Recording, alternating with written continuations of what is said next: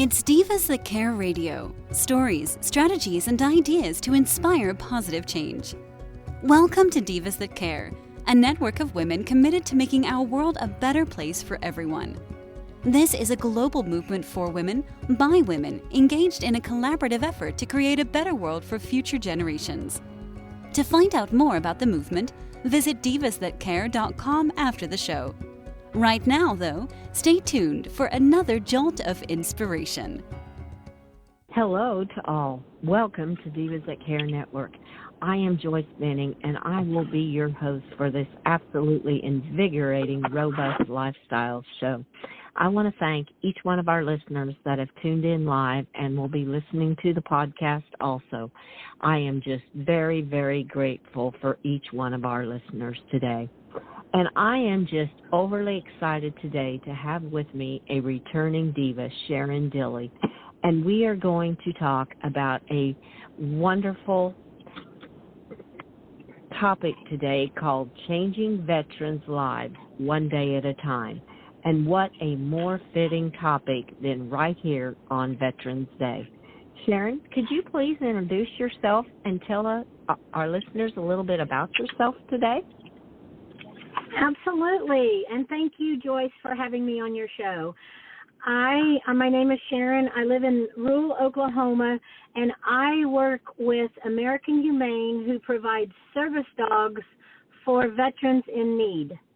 I train the dogs, and then I work with the veterans, teaching them how to continue their training. We work with veterans who have PTSD and traumatic brain injury.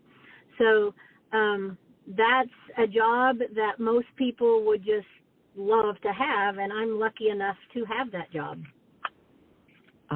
What an incredible, rewarding job you have. And I don't know if you would even quite classify it as a job, because I can hear in your heart how much you love doing what you're doing by training these dogs so a veteran can have a better life and have a companion right there with him.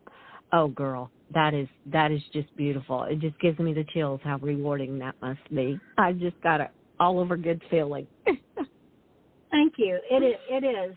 It is very rewarding. It's hard. It's hard at times. Puppies are hard. You know, people sometimes do one puppy, every 5 or 10 years, and I do one puppy every several months. And so sometimes it's hard, but and I just delivered a dog in California to a veteran, and those dogs come along that you could just absorb into your home, and then when it's time for them to go to their forever home, that's a little emotional. But the veteran, literally, when the day I was leaving, after he'd had the dog for a week and we'd been working together, he looked at me and he put his arm around my shoulder and he said, "You have given me a gift like no other, and nobody has ever given me something so valuable." And so it was, and I know she's in the absolute best home for her, and it's just perfect. So that makes it all worth it. Oh, wow. Oh, that brought tears to my eyes, because what a feeling that would be. The challenges, like you said, with having the puppy and training him, but the rewards that come for that, and yes, that would be me. I would have a really hard time letting go of him because I would get attached to him too. But then when you hear something like that, it's like, oh my goodness, I know this dog is going to be so well loved and taken care of. Oh, Sharon, that is just beautiful. I love that. Thank you. Yes. You are so welcome. I'm sure you have lots of different experiences and stories with, like our title, Changing Veterans' Lives One Dog at a Time. What are some other experiences that you have, the rewards, I should say, that you have received in doing this for the veterans with these dogs? I get so much back from these veterans, and I make some lifelong friends, and they stay in touch. But in 2015, I was teaching class, and a mom of a veteran called and said, hey, I gave my son a dog, and, could you teach him how to teach the dog to be a service dog? And I said, sure. Mm-hmm. So when I met this particular veteran, he was really standoffish. He didn't have his pup yet, but he wanted to come to class just to see what was going on. So, he came on. He stood at the back of the room, did not engage with anybody, including myself. And I thought, oh, wow. So the next time I saw him, he had this tiny little dog in his hands, and he needed a dog because he was a trucker, and he lived on the road because he could not live at home with his wife and his children.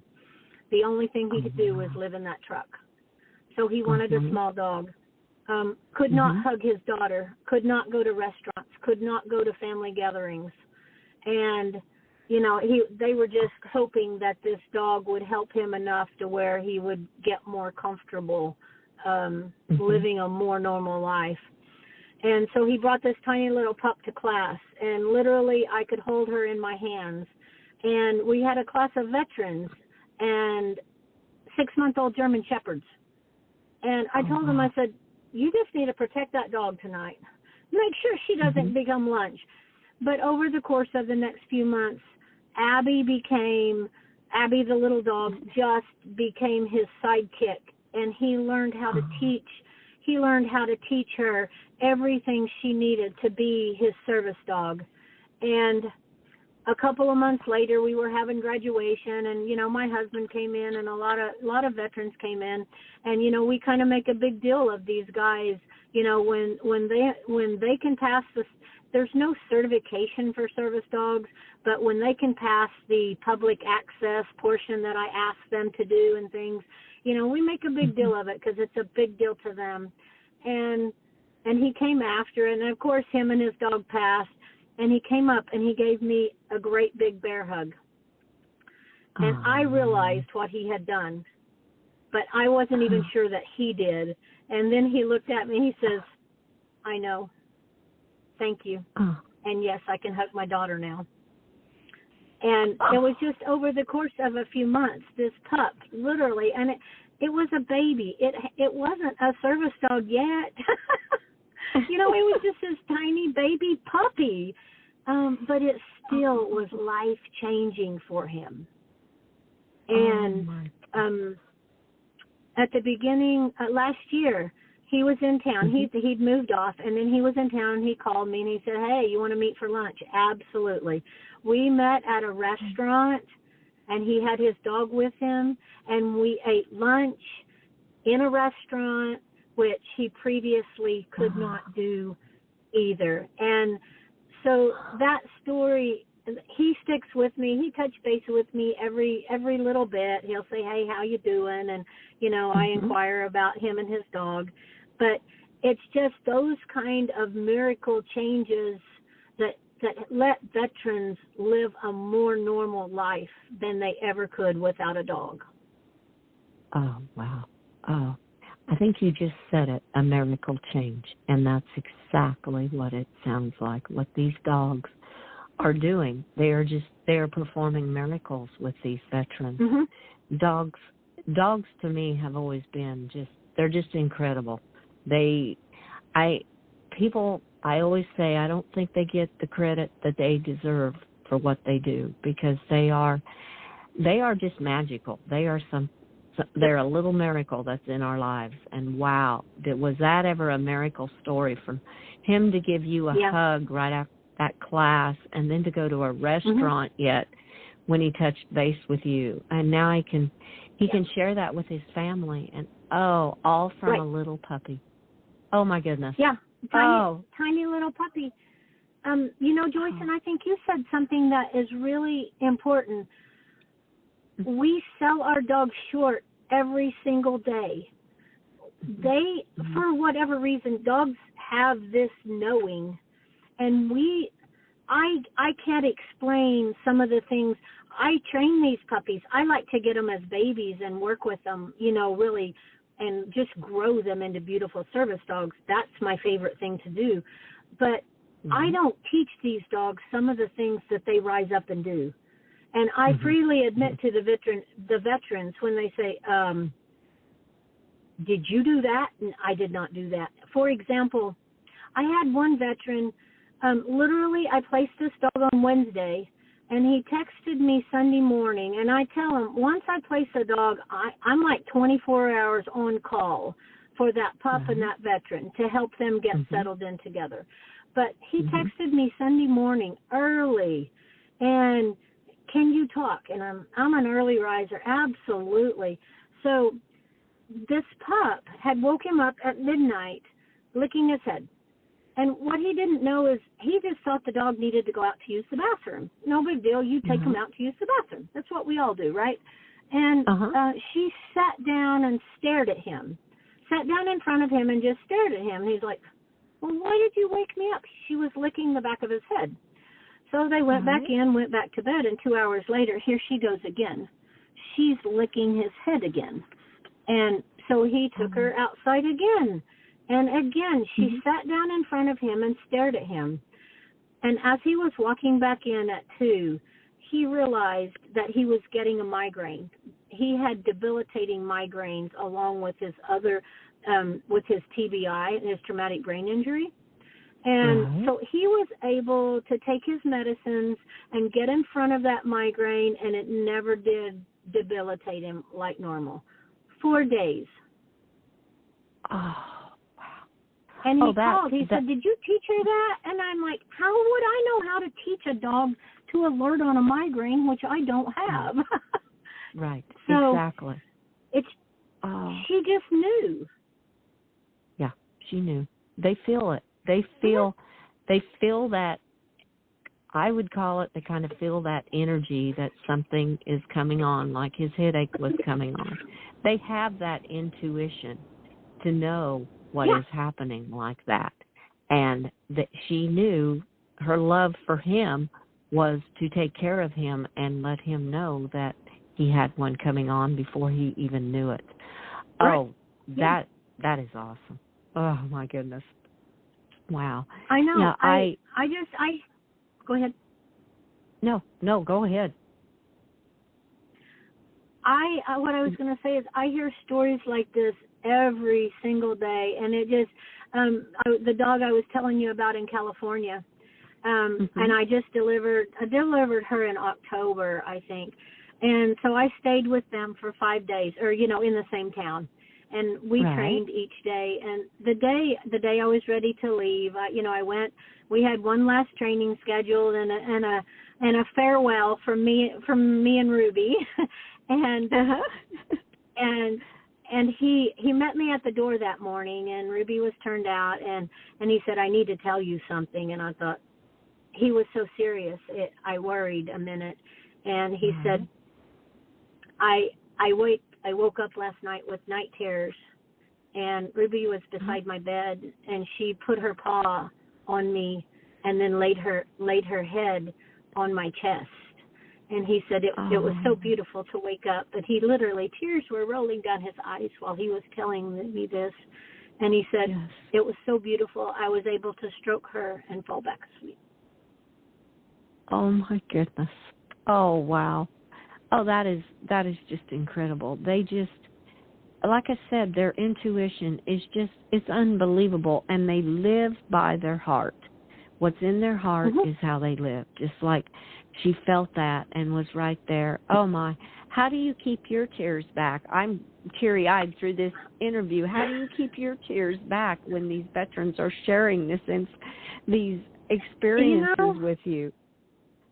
I just don't. I think tears are a beautiful thing, and it's okay to share those experiences fully with them, I believe. And they already know how much I love these dogs, and they feel the love I have for them as well. Because we just connect. We just connect, and they know that I'm here. I'm here as a trainer, but I'm also here as a person and a human. And, as far as our veterans go, I have a huge compassion for them, because these young men and women, they join up and they're asked to do things to help keep our country free, and then they come home, and we've got so many wonderful veterans organizations helping veterans now. I think we're doing a better job now than we ever have of supporting them. I also think there's more that we can all do, but these veterans, they need us. They need our support, and they need us. They need our understanding, because once they come back, they don't see the world like they saw the world before they left. And I think that's one of the things some of us don't realize is, that yes, they live and they have a family and they have a wife and they have children, but sometimes their wife is also their caretaker, because they can't get through life without somebody guiding them at some point.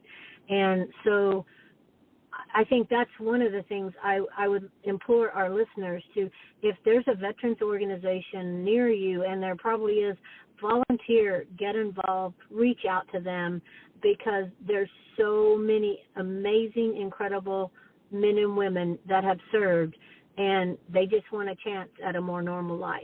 And that's what these dogs do for them.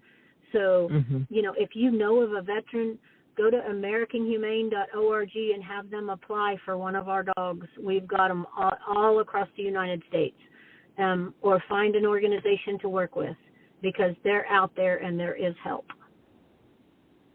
Wow. Yes. Oh, and I agree with you, because, veterans have given so much, and us that have not done that have no idea the trauma that they have gone through for our freedom. And we need to give back to them, because they have given so much of themselves. And I just love how these dogs are. The dogs are stepping in sometimes maybe where some of the humans are lacking behind, and the dogs have the intuition to know what to do, and they don't have the fear. They're like, we're going to help them in any way we can. Right. And that is what is so beautiful. Oh, wow. Well,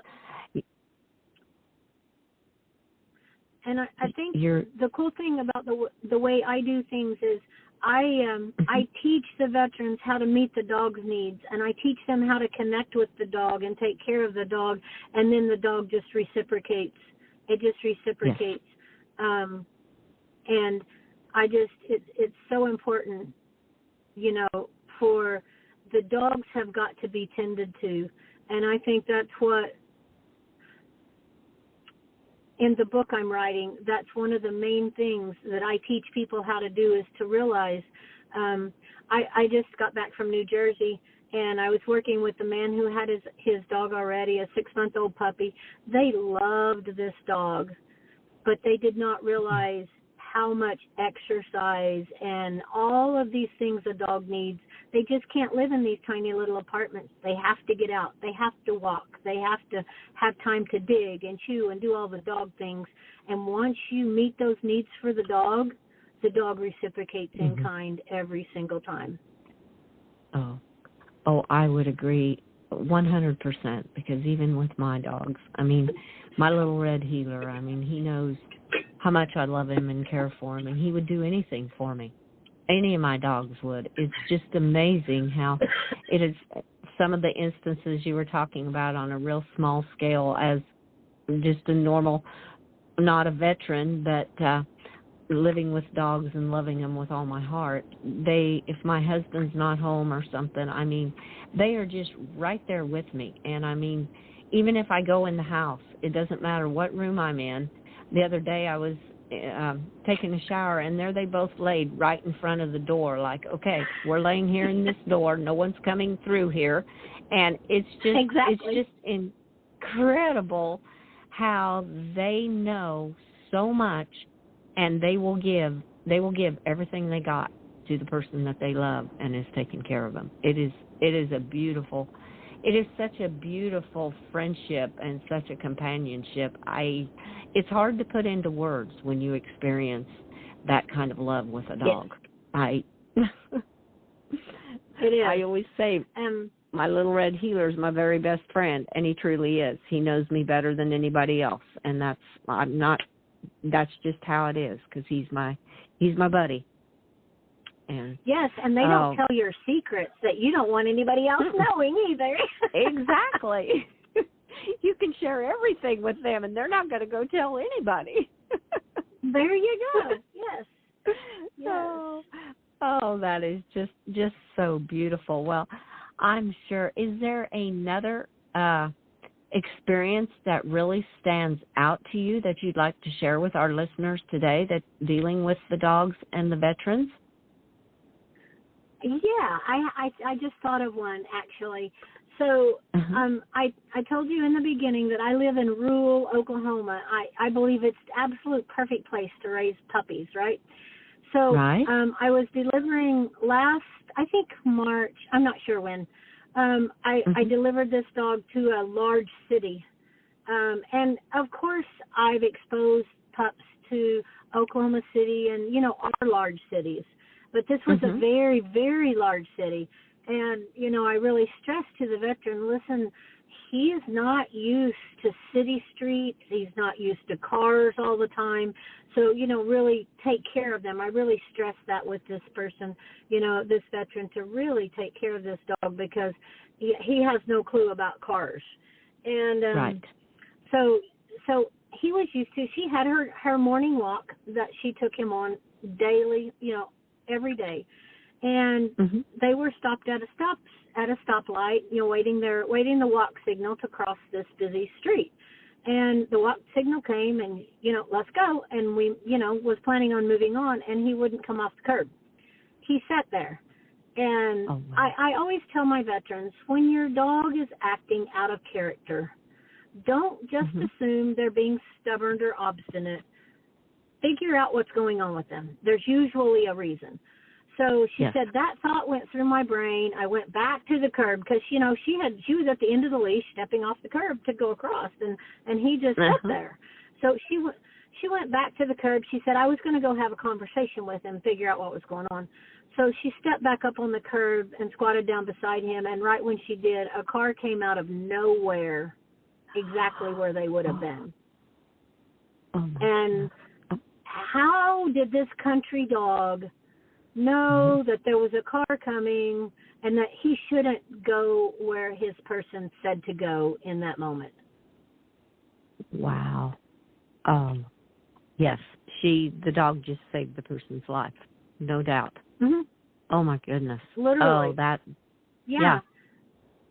Absolutely. And rather than teach him that. No, you wouldn't have, especially not living out in a rural area. And you didn't teach him that. But once again, his intuition and their instinct, it's absolutely incredible. It's just like when my dogs bark. I mean, I usually know there's a reason. They're trying to tell me something, or if they're kind of acting out of character, they're trying to tell me something. It's not that they're being disobedient. They're trying to get a message to me to understand. Oh, wow. Well, that's...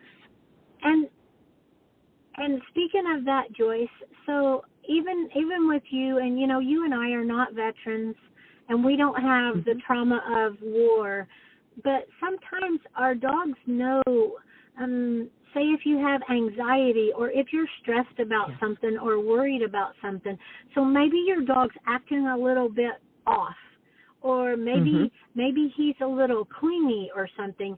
I just encourage people, take a self-check.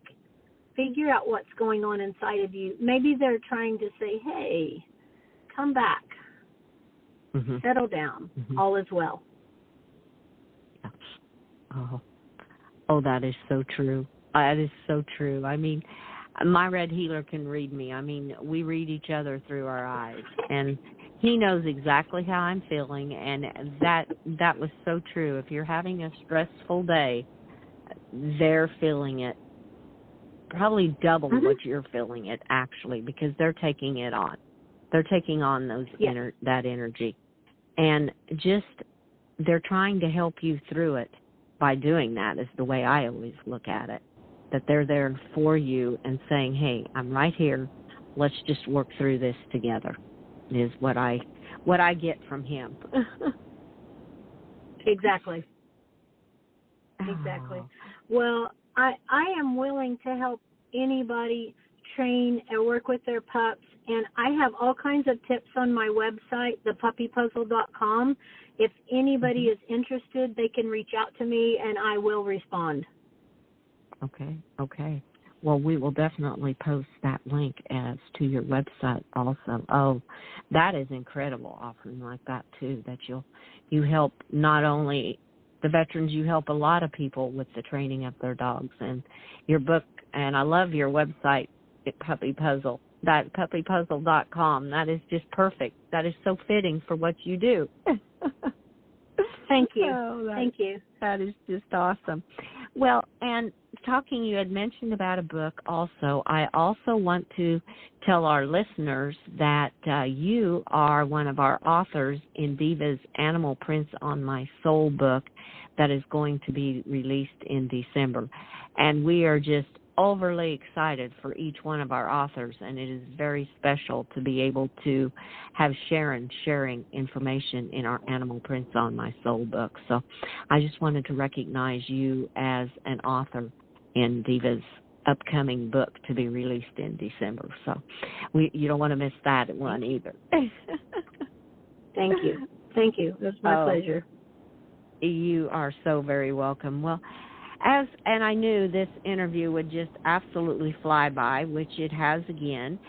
Do you have a final tip that you would like to leave with our listeners today on this special Veterans Day?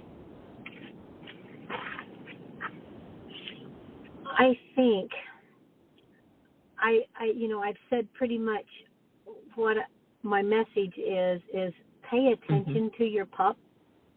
And when they're acting obstinate or stubborn, look to yourself. If you're a veteran or not a veteran, just look to yourself and figure out what's going on within you and allow those dogs to step up and do for you what they desire. So I think that's what I would like to share today. Oh, that was just absolutely beautiful. Oh, that was incredible, because basically they are mirroring you is what they're doing, and that is just beautiful. Take time and just look, and they're there to help. Oh, Sharon, that was beautiful. I loved every moment of it.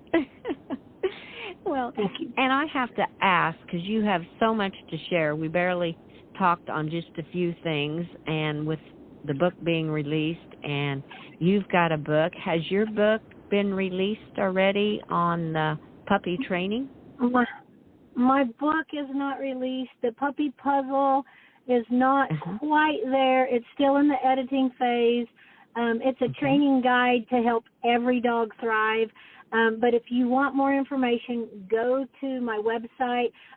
There's some games that you can request, and I'll get your email, which will notify you as soon as it comes out. Oh, perfect. Oh, that's awesome. That is awesome.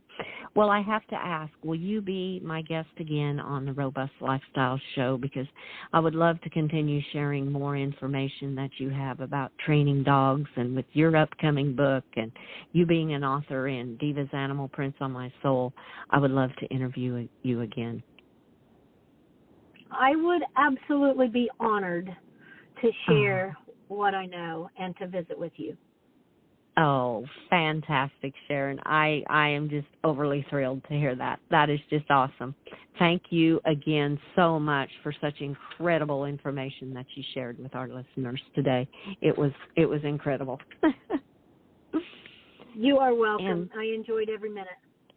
Oh, well, that made two of us that enjoyed every moment, definitely. And listeners, you heard Sharon say that she will be back on my Robust Lifestyle Show. And I want to thank each one of you for tuning in to this incredible interview today with our amazing diva, Sharon Dilley. Please, please share this show with all of your family and friends. Check out all the other hosts and their shows on divasthatcare.com. Remember, have a fantastic day. And remember the tip that she left at the end, to pay attention to your dog and just look back inside yourself at what's happening, and share all your love give your animals that great big hug and share all your love with them too. And remember, be kind to all. And until we connect again on Robust Lifestyles, stay strong and healthy. Thanks for listening. This show was brought to you by Divas That Care. Connect with us on Facebook, on Instagram, and of course on divasthatcare.com, where you can subscribe to our newsletter so you don't miss a thing.